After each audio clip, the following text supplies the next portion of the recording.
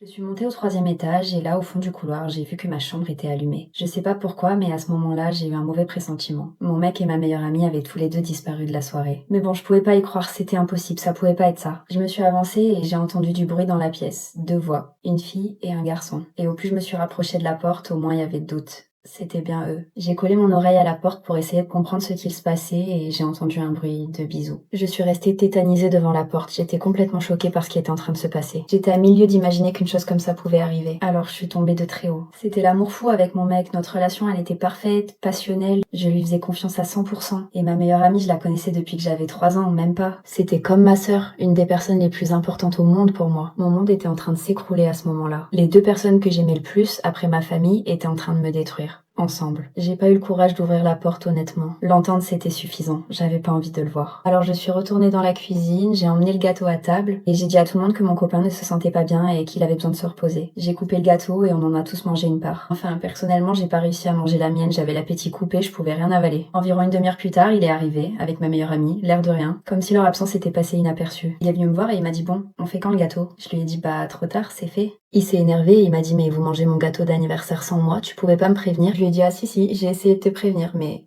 t'avais disparu. Il est devenu tout rouge, il a détourné le regard et il a dit bon bah on passe au cadeau alors.